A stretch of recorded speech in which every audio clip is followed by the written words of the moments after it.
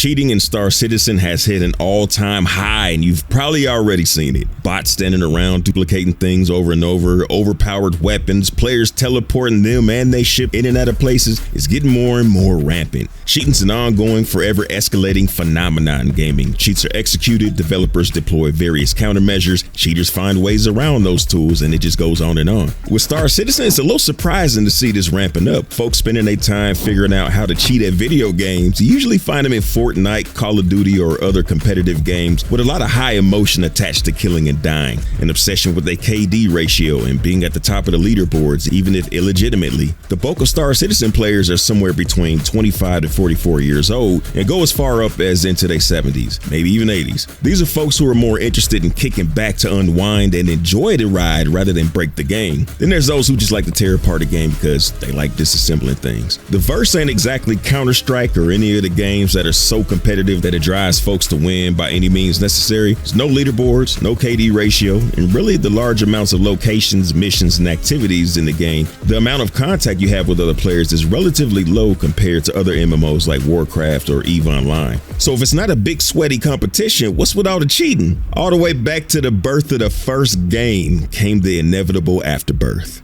The cheater. There's always a brand of gamer that wants the gains in the game without playing the game. You might have heard that it's in protest of the tier 0 item recovery.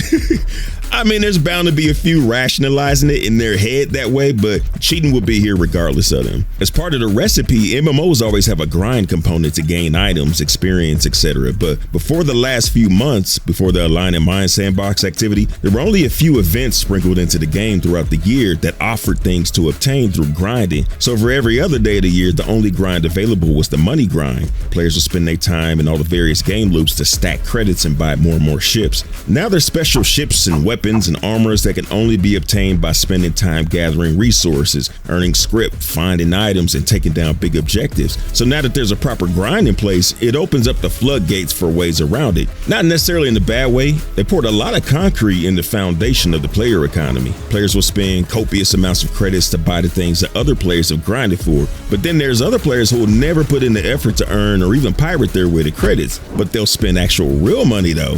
And that's where the beginning of cheating is. You may have seen a player or even a bunch of players standing around opening and closing their Moby Glass. That's not a player, it's a bot. It's a bot that's duplicating a mineable like Dolovine or Janelite. It has one in his hand, opens up Moby Glass, which would normally cause the mineable to be dropped, but the bot prevents that from happening, which creates a second mineable. So they all stand around wearing heavy backpacks to hold that maximum amount. Once they got extreme amounts of whatever they're duplicating, it all goes up on the gray market to sell to players, or at least the smart ones do that. The players that are bot farming it for themselves. We all saw what happened during the great duplication conflict when there were C2 hercs littered everywhere. They cried out about being banned, dry snitching on themselves in the process. Community was definitely not happy with them since all the giant ships blocked entrances and slowed the servers down. Retaliation was dealt out. It was not a good look for them. The gray market bot farmers would just get banned and make off with the cash they made and not look back because they're not actually interested in the game. Cheating for credits isn't the only virus spreading through the game though. There's other more impactful, more malicious hijacking of Star Citizen happening. People are bypassing easy anti-cheat and forcing code through with DLL injectors to basically do whatever they want. Shoot one of them, the damage can be directed back at you. They can teleport in and out of places. That 12 points of alpha damage that your P4 AR does, theirs can be 100 or 1,000. Sky's the limit on what's available with this. Cheating for money is a little lame, but when somebody else is playing on God mode, it's 100% bad for the game, because who wants to be in the game with them? End of the day, the only ones really winning anything are the ones who create the cheats. The ones doing the cheating will lose all interest at some point. No one stays engaged with a game they can play in God mode. But there will always be newly bred cheaters to fuel the real world financial component of it. And it is rocket fuel. The folks using these cheats are big, fat, juicy pieces of Wagyu steak for the operations that crank out ways to play games without really playing games. This is from a takedown on one of the bigger cheating ops. $46 million in Lambos and other whips and assets. The media around it labeled them as a gang operation. Arrested, labeled as gang members, not looking good for them. Also, people can kill each other better in fucking video games. Not all cheat ops are big boys holding the big bags. In fact, one DLL injector supplier for Star Citizen cheats, who I believe has been identified, is a very small op. An op that's apparently quite upset that their code has been shared around sites and also likely Discord, since that's where a lot of injectors have been sourced. That's money and a lot of lines of code out the window. Folks are willing to spend $50 a month and more with these guys to cheat at video games. And this is just during the Star Citizen Alpha. My guy Jedi, who hit me to the epidemic, said it's better than drug money because ain't no product to get caught with. And he's right. These cheating ops will keep making monies, get taken down, be replaced with another one, and continue to fuck up gaming as long as it's profitable. While they getting papered up, the damage that this causes is pretty significant. It chips away at players' sense of fairness. If you lose a load you were hauling or get killed at a PAF, was it the game or was it somebody with their cheating software? Star Citizen thrives on player-driven stories, emerging gameplay, and shared experiences. Cheating undercuts all that by killing the trust needed to organize events, take a chance on strangers being cool, or even participate in open org activities, because one guy with his invincibility wall hacking cheaty program showed up. CIG is already spread thin across development, bug fixing, feature implementation. If they force to reallocate resources to cheat detection and enforcement instead of core content and performance optimization, it slows down overall game development. Plus, cheating can affect metrics, which skews the data and design decisions. If player retention in PvP areas falls off a cliff, it typically signals a lack of interest due to design, until you find out that cheaters are responsible for eradicating player participation there with one-hit kill med guns and stripping armor from players. The ripple effect on a crowdfunded game could be tragic when public perception of unchecked cheaters reinforces the narrative that it's not a serious game worth returning to. So what's a developer to do?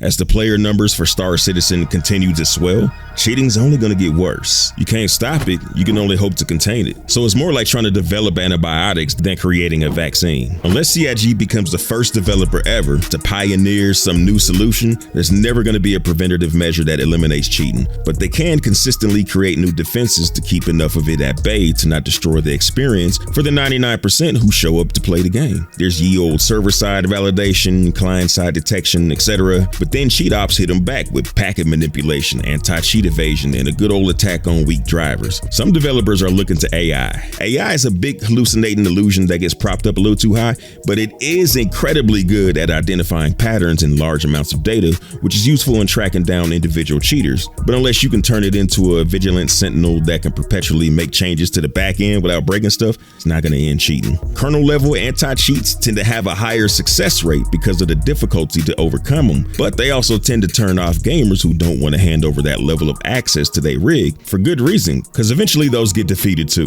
Genshin Impact had a kernel level anti-cheat that was compromised and then turned into a virus. Really no easy answers here. To steal a quote from Reddit, the real achievable goal is to make it so risky, difficult, and expensive that most people won't risk or bother to play with cheats. Most obvious thing they could do is a draconian permaban on accounts to instigate a $45 buyback to get back in, which runs up the cost on cheating. But since identifying cheaters is never an exact science, it would have collateral damage on players who were just playing as intended. One community member has outlined steps that CIG could take, such as mandatory server-side handshakes, complete server authority, which would do all the calculating for player position, health, inventory, and hit registration on the server, leaving the clients out of the loop. It's an effective strategy, but it comes with its own drawbacks, from the initial costs, resources, and complexity with data compliance, to the fact that admin credentials then become a big sexy target to exploit. And then at the end, it's not a silver bullet. What I think is a likely scenario is CIG playing possum and appearing to let it slide while quietly collecting data to shore up their vulnerabilities. Once you start banning people, the cheater creators discover their own vulnerabilities and adapt. It's such a goofy ass waste of resources that could be used elsewhere on both sides.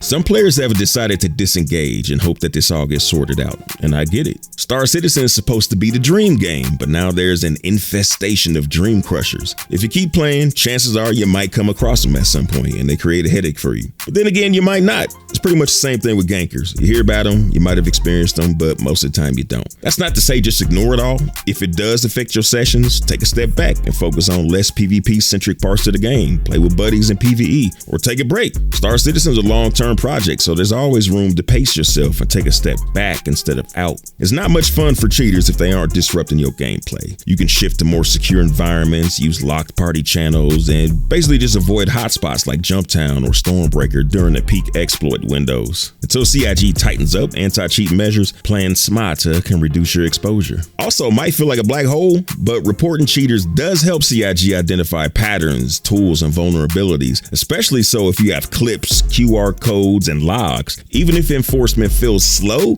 your reports feed the back end needed for bans and fixes. Hanging out with a good old Discord server will keep your morale up and game sessions fun, so go ahead and look to your communities that you rock with. And cheaters don't just create technical problems, they create a community health issue, but Star Citizen's in it for the long haul, so your voice and continued interest are valuable. If you ever ask CIG employees about all the shit talking they absorb from players, they all seem to say, if you care enough to be upset, that means you still care. Doesn't really excuse the disrespect, but players caring about the game, any game really, they keep the games alive. So go out there and do your part, Johnny Rico. Much appreciated to everybody supporting the channel, the Huntress and Lone Wolf, my executive bosses. Y'all rock, man. Patreons, YouTube members, super chatters, folks visiting the Boss Supply merch store. Big thanks, fam. Fly dirty citizens.